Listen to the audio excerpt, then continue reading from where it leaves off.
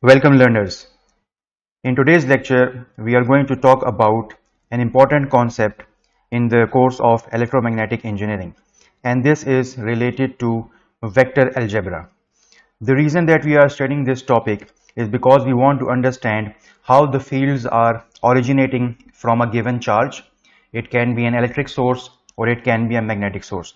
So the best way to describe the motion of the fields in which direction they are moving is with the help of vector algebra. So what are the components in vector algebra that we are going to look into? Obviously, we first start with scalars and vectors. So before we read the definitions provided by the textbook, let's get an idea of what it normally is.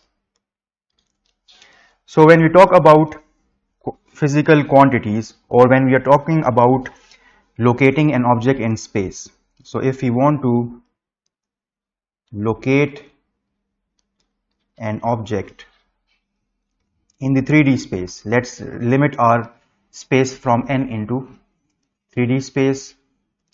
It can be 2D space as well. So how we can reach to that object in space? So there are few physical quantities that we rely on. So what are those physical quantities? So the first is known as a scalar quantity.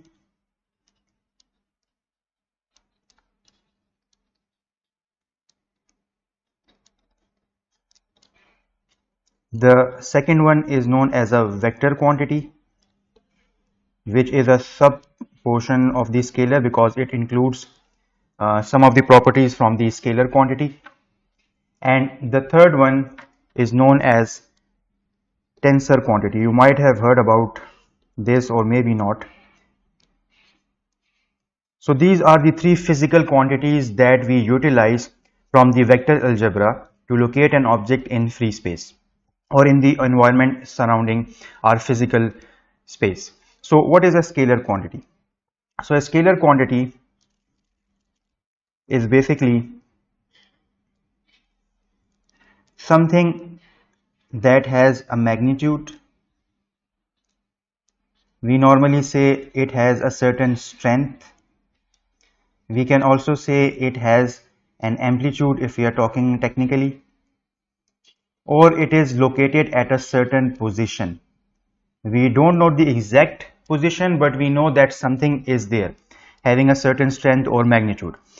Scalar objects or scalar quantities have no sense of direction.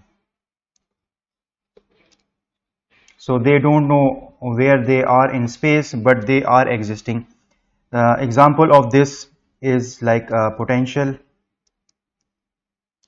the voltage potential that we use. We can say work and energy. We'll look into more examples as well. So these are some of the cases of a scalar quantity. So for example, we can say that if we have an object and it is placed at a certain point in time, let's say time is equal to 0, and we say that the strength of this object is 5 newtons, let's say, or we say that it is just having a value of 5. Let's not go into the units at the moment. So after some time the object gets moved at time is equal to, let's say, 2 seconds. The object appears or change its position from this point to this point, but the strength remains the same, let's say 5. So this movement with respect to time, where the magnitude remains the same, the object has moved or covered a certain distance, we say this is a scalar quantity. We are not going to say this is a vector quantity because we don't know where the object has moved. On the screen we can visually see that it moved from t is equal to 0. Let's say if this was the origin or a center point, it moved towards our right, but we didn't point it with an arrowhead. If we had pointed it or had written that the object moved from the origin right side to a certain distance, then we would have said that this would have been a vector quantity. So if the direction is written like it is moved 5 meters to the right, then we would have said that this was a vector quantity. But if there is no direction mentioned, we just say that it has changed its position with regards to time, with reference to time, and thus it's a scalar quantity, and it has retained its original magnitude or strength, which was, let's say, the number 5 in this case. So now what is a vector quantity? So I'll change the color for that. So for a vector quantity, it has again the same attributes as a scalar. So it has a magnitude, it has a strength, it has an amplitude. These are the terms that are mostly used in a lot of books, so that's why I have written all these, but they convey the same meaning. But now vector has one more thing, that it has a sense of direction. So now the vector quantity knows where it is going, and there is another point associated with it which will come back to it shortly. So now for the same example, this one, as I mentioned, if I had mentioned that the block had moved to the right covering a certain displacement, we say that this would have been a vector action or a vector quantity, because the block got displaced from its initial position. So here it covered a distance, hence it was a scalar quantity. We didn't mention the direction, but when it comes to vector, we do define that where the block is displaced, either to the right or it can be to the left. So this is what a vector quantity is. So there is a third point which will come back to it shortly. Now before we come to the third point, let's talk about the tensor quantity. So what's a tensor? So tensor is similar to a vector, but there is one difference. Again, that will be the third point. The first is that again it has a magnitude and amplitude and strength, the same definitions. It has a sense of direction, as we saw with the vector quantity. But the third thing is, which differentiates vector and tensor quantity, that in tensor quantity we follow the law of algebraic addition. And what about the vector quantity over here? So it follows the law of vector addition. So what is vector addition? It can be law of parallelogram or it can be law of triangulation. So we'll come to this with an example. So let us look at few of the practical examples where the tensor quality or the elements are tensor in nature. So we say current is a tensor quantity, pressure is a tensor quantity. So what about vector examples? So the examples for vector is acceleration, displacement,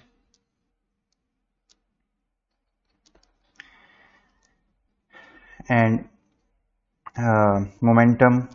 So all these are the examples of vector. Now what's the difference between algebraic law of addition and the vector law of addition? So the difference, what is the difference between law of vector addition, such those elements are considered as vector, and what's the law of algebraic addition, in a way that we said that current, although if it is moving from one terminal to the other terminal, let's say from positive to negative, should be a vector, but we put it in the quantity of a tensor.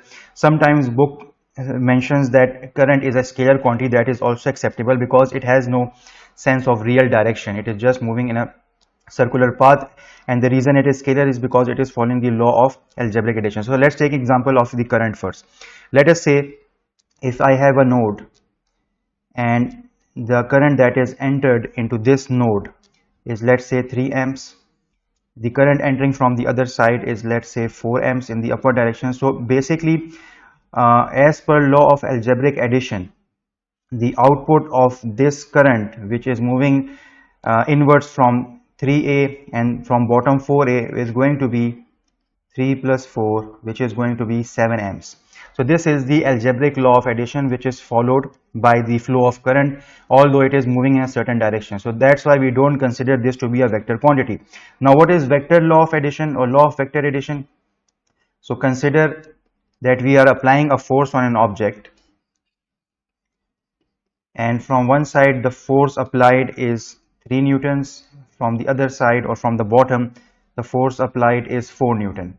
So what is going to be the output? The output is going to be, the force is going to be 5 newton. Now what happened, basically we took the square and under root of this, so 3 square plus 4 square equals to 5. So this is the law of vector addition. So if any object, any quantity which is following this vector law of addition, we say it's a vector quantity. If any element being having a certain direction is following the law of algebraic addition, we put it in a tensor quantity category. Sometimes we also say that this is a scalar quantity. So these are the examples of scalar, vector and tensor quantity, and hopefully this is now clear. So now moving back to our definition from the book. So what we said, let's have a look at that. So what's a scalar quantity? A quantity whose value may be represented by a single positive or negative real number.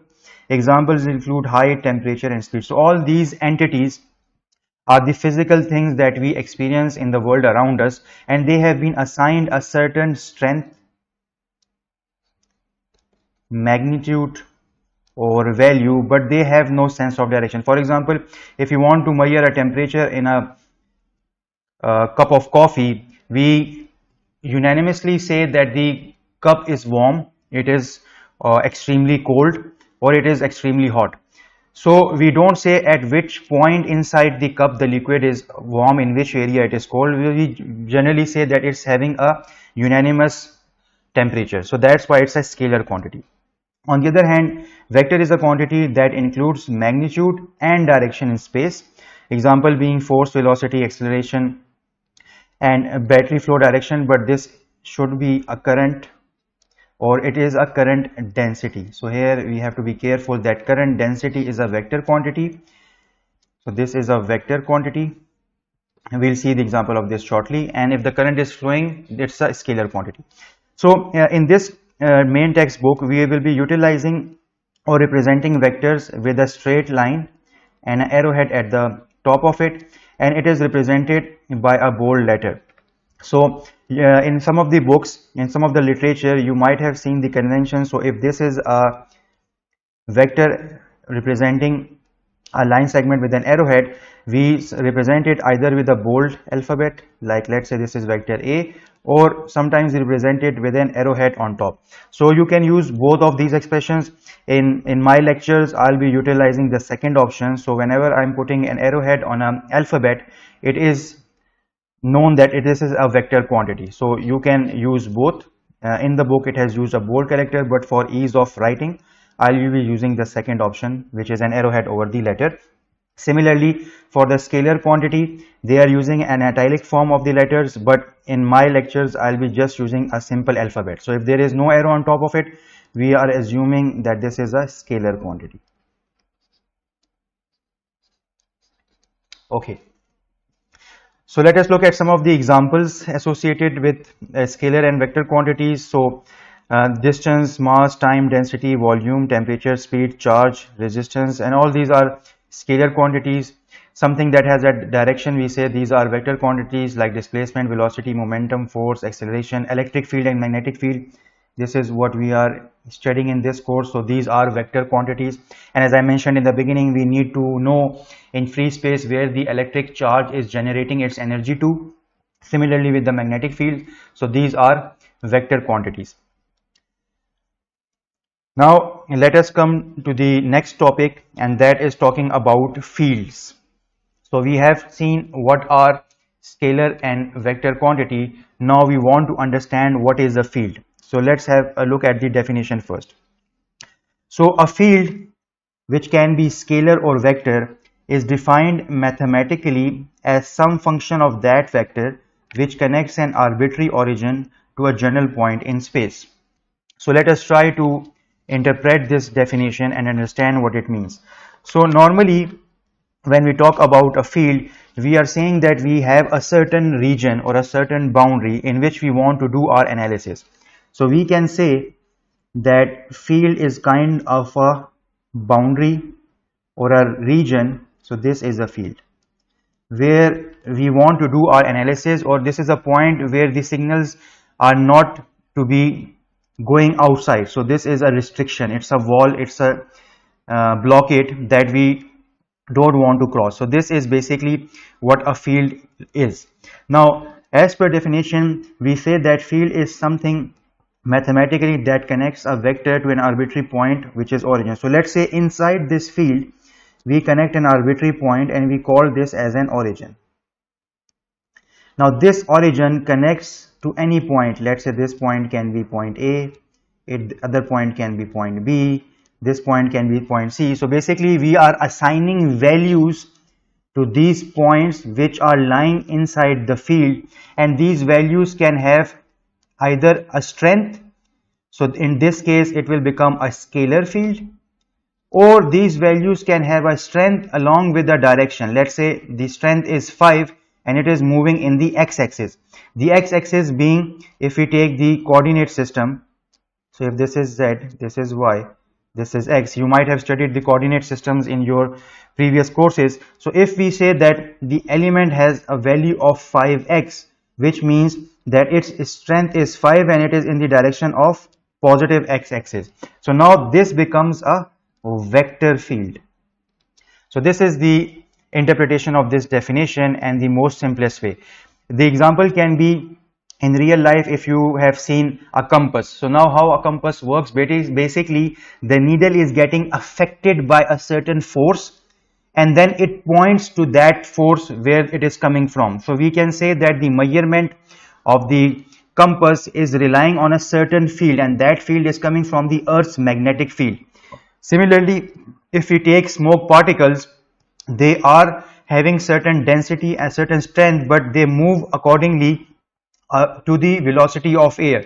So the smoke particles are feeling the field effect of the air and then they move in the direction wherever the air is flowing. So these are some examples of the scalars and vector fields. So let's get back to our discussion on the scalar field. So after the definition has been clear, so what is a scalar field? So the definition also mentions that it is a function of that vector. So we can say that what is a function? So you have studied in your preliminary courses of mathematics and programming. Function is something that whenever you want to relate something that is input into a system. So let's say if I have any system, any unknown system X, and if I have some data and I input into that system and I am expecting a certain kind of output from that system, I said I need to define a function that is showing a relationship between input and we get the output. Let's say I'll use y over here. So this is what is the preliminary definition of a function. So whenever we want to establish a relationship between an input and output, we define it in a form of a function, and if we know that the input of this function will be x, y, z. So again x, y, z are the scalar components, and here these are the coordinates or the axes of the system, and the output we are considering or expecting it will be a scalar quantity. So here you can see it is represented by a symbol alphabet A, which means the object which is lying inside the field has a certain strength. The same example which I showed earlier of the field and point A. So this is how we represent mathematically a scalar field. The best examples are if we are finding density at any point. For example, again if we are drinking a cup of coffee, what is the strength of or the temperature inside that cup? So this is based on the density and the volume of liquid inside the cup. Similarly, if we are at a certain height or elevation from the ground, we normally consider sea level to be a reference point, and from there we say we are at a height of, let's say, 1000 feet or 1500 feet. So basically what we are trying to do is we are basically trying to figure out how much high we are from a reference point.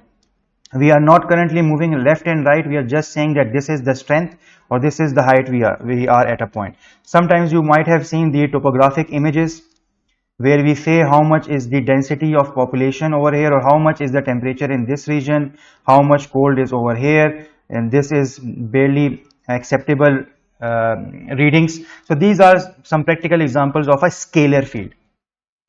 Similarly, we can also have the example of a vector field. Again, the basic things remains the same, the field and what are the points associated with it. But in terms of vector field, we use the same function, but now the output is having an alphabet with the arrowhead. This means that if we took the previous example of strength of 5 but along the x-axis, so we say the strength or the object is moving on the positive x-axis. The best examples are when you see the weather forecast, you see how the winds are moving from one arrowhead to the other arrowhead. Basically it tells us that this region has a small chances of wind, but these are the areas where the wind pressure is very high and it is moving in the anti-clockwise direction. So again, whenever a direction is involved and it follows the vector law of addition, keep in mind we say it's a vector quantity, and if it is inside a closed boundary, if it is inside a closed boundary or a field, we say it's a vector field. So this is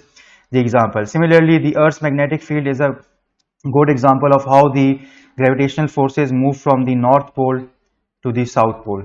So these are few practical examples of scalars and vector fields. So now let's come to vector addition and subtraction. So how do we add two vectors and how do we subtract the vectors? So vector addition follows. So I'll use whiteboard again. So now we want to know about vector addition.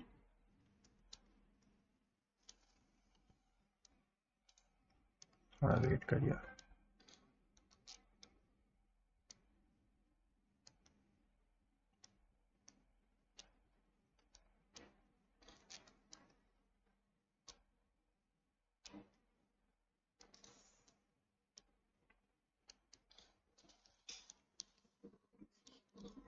So now we want to learn about how vectors are added and they are subtracted.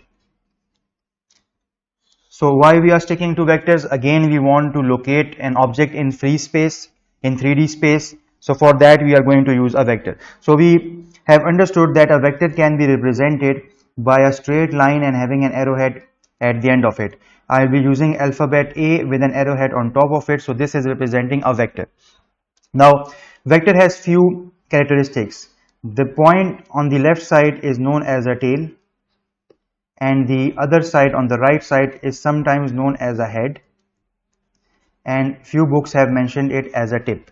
So these are the characteristics of vector. If you want to find the strength of this vector, so we take basically the total length of this vector. So this gives us the magnitude or the scalar component of this vector. So this is how you find the length of a vector. So from this end to the other end. So this is how we get the length or the strength of a vector. Now if you want to add vectors, there are two ways. So if you want to add vector, both of the ways are acceptable and the answer remains the same. So either we use the law of triangulation or law of triangle, also known as tip to tail method. The second one is known as law of parallelogram. So in the law of parallelogram, it is also known as tip to tip method. This is tail to tail method. Tail to tail method.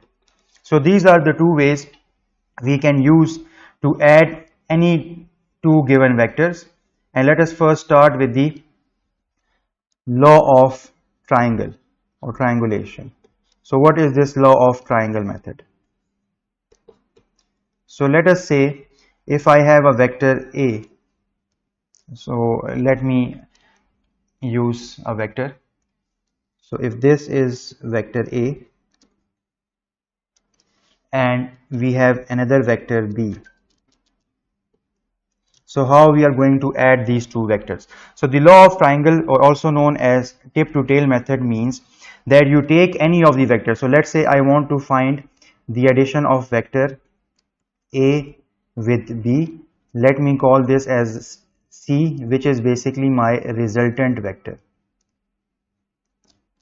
So I want to find the resultant of two vectors. So what law of triangle says, that you connect the tip of one vector with the tail of the other. So let us take this vector B and move it in space. So vector A remains as it is. I'm not changing the characteristics of any vector, but now I will change vector B, since I am going to move this vector in space from this current location to a new location such that the tail of vector B is connected to the tip of vector A. So this is the tip of vector A and we have connected it to the tail of vector B, as it is called as tip to tail method.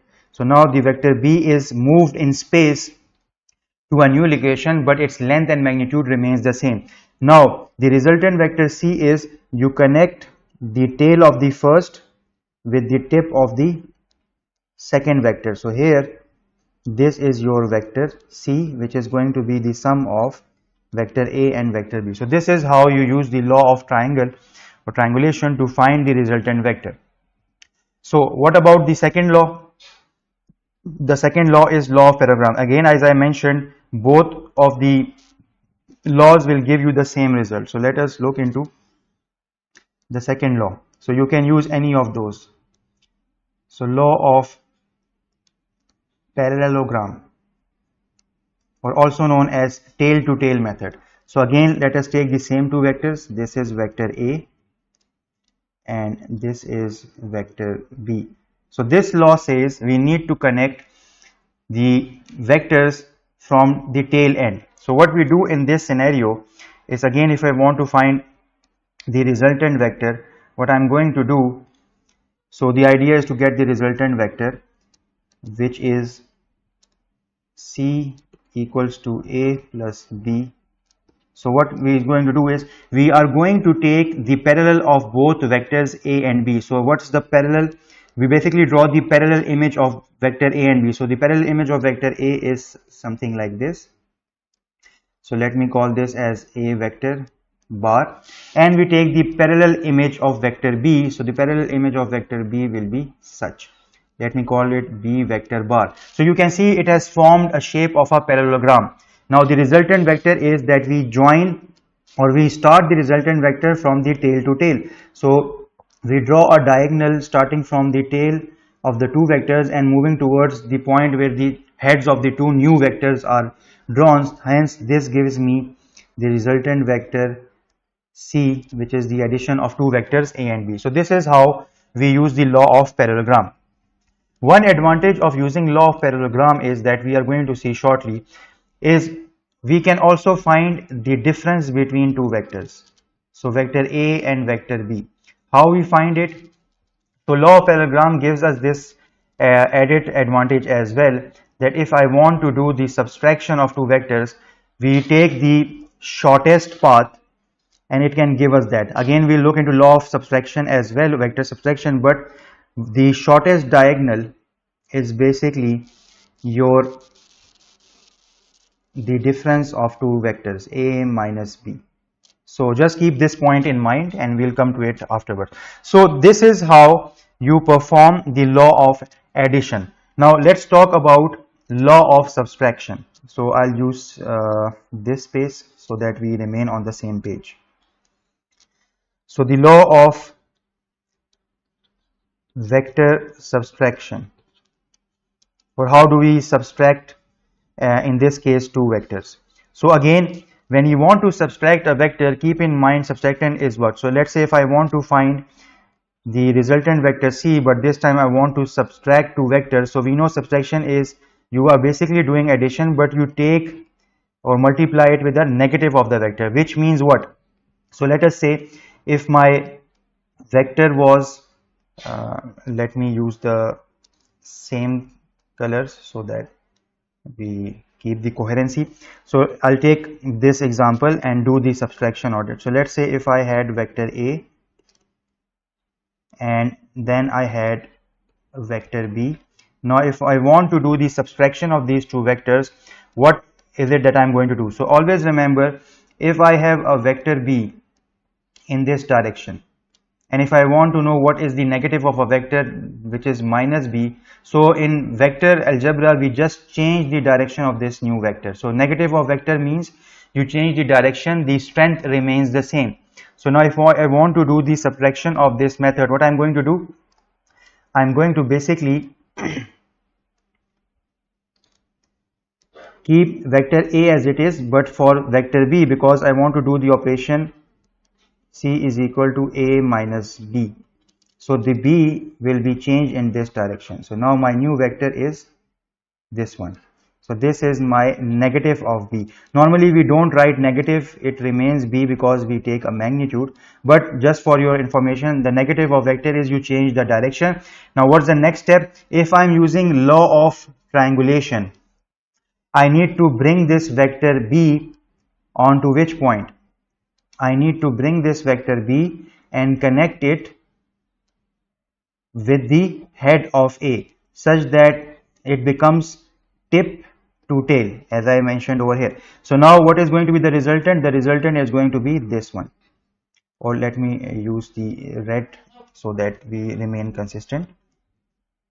So the resultant is now going to be, you take the point of the first vector's tail and you move it towards the head. So now this is your C, which is the difference of A minus B. So this is, you do vector subtraction using law of triangle. If you want to use law of parallelogram for the vector subtraction, you can also do that. Again, what is going to happen? So let me use this area for vector subtraction using law. So I'm going to subtract the vector using the second law, which is law of parallelogram, just to give you an idea. Okay, both of the things. So if I have the same vector A and I have a vector B, so what I'll do is I'll first take, now I'm going to change my pointer. So I'm first going to take the negative of B. So this is my negative of B.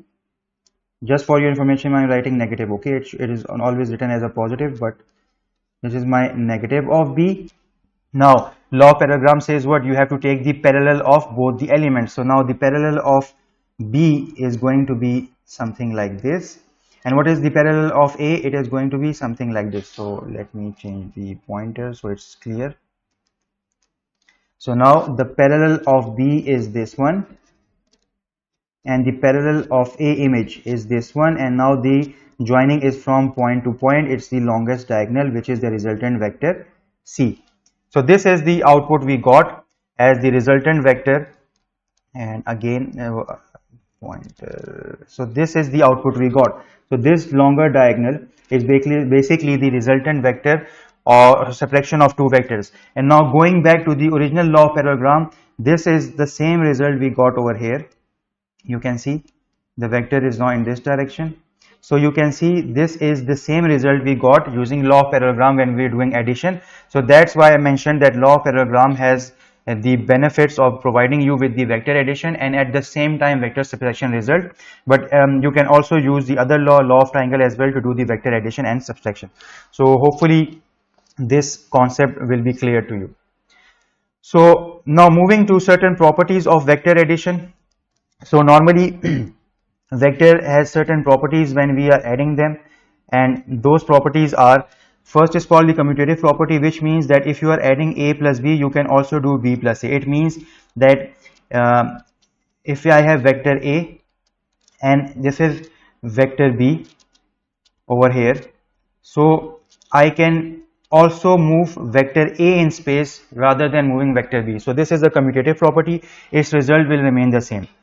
Similarly, the associative property is, if I have vectors A plus B in parenthesis getting added to C, so it is associated like A plus B plus C. So this is a good way to understand if we have more than two vectors and how we are going to add them.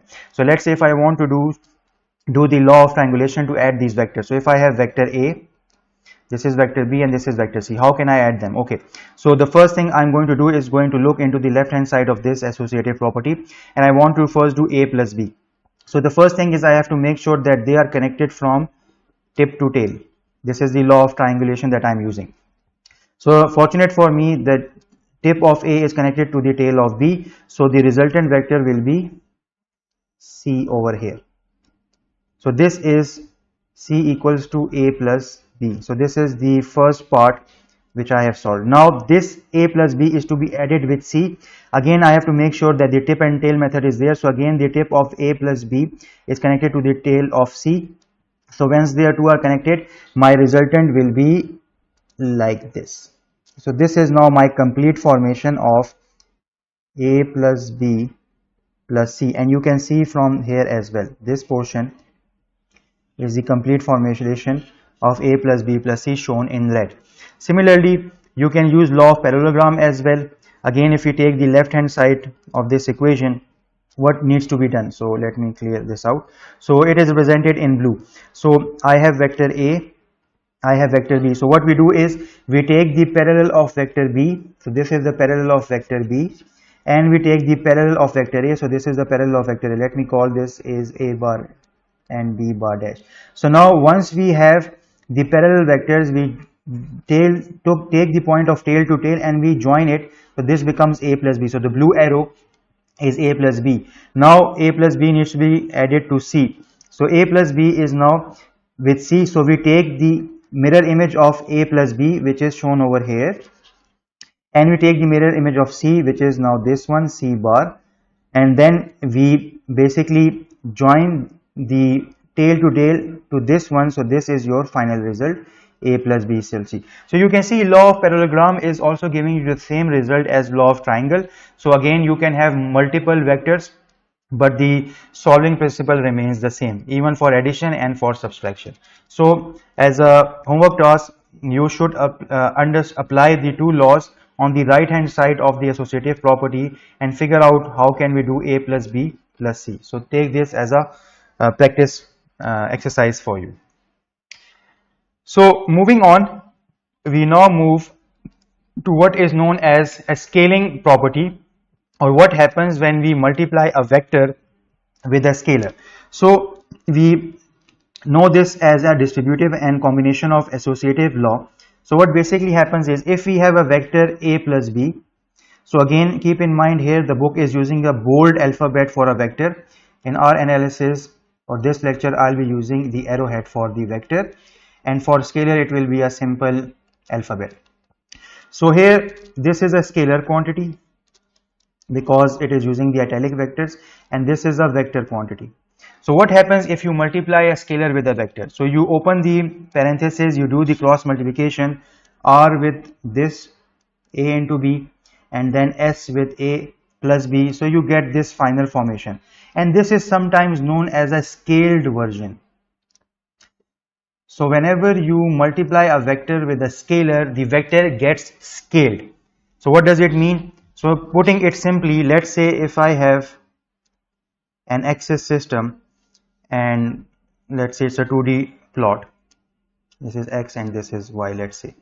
So if I have a vector, let's say representing as v of I, its scalar value is +1, it's a unit vector, let's say, and its direction is 1. So if I want to scale it, let's say if I want to scale it or multiply it with a scalar quantity, let's say 2vi, then what happens? The direction of the vector remains the same, only its strength is increased by a factor of 2. So you can see that the length of the arrow has increased. Similarly, if I take negative vi, so the strength of the vector remains same, but its direction gets reversed. If I take negative 2vi, so you can see that now the strength is increased, it has stretched, but its direction is changed to positive vi. So this is how the scaling function normally happens. So put it mathematically, we say, let's say if I have a vector a and it is having a value of 3a, so let's say its direction is such. So this is vector having the strength of 3 and the direction of a. Now if I scale it as, let's say, a new vector b is 2 of a, so what is going to happen? The output is you are going to multiply 2 with 3, so it will be increase in scale or in strength, but its direction will remain the same. So now this becomes 6a. So this is how we scale it. If it is a negative value, then the direction will be in the opposite direction, so minus 6a. So this is how the scaling element works. What about if we are dividing a vector by a scalar value? So basically division is nothing but just a reciprocal, or it's reciprocal of a multiplication. So put it simply, if I have a vector let's say b, and it's having a value of a. So if I have vector a and I want to divide it with a scalar vector a, so what is going to be its representation? Let's say vector b has a value of 6, right? And it is having this as a strength 6b. Okay, now what is going to happen? So I'm going to take b.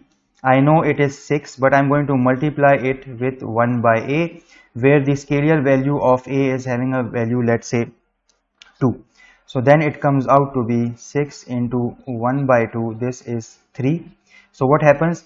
This vector representation will now get reduced in strength, but the direction will remain same. So this is 3a. So this is how the division happens. Basically we are taking the reciprocal multiplication of it, and the vector is physically reduced inside, or it is scaled down. But if we are directly multiplying it with a scalar quantity, the vector size will get increased. So this is how vector gets multiplied or scaled whenever we introduce a scalar version. So this is end of today's lecture.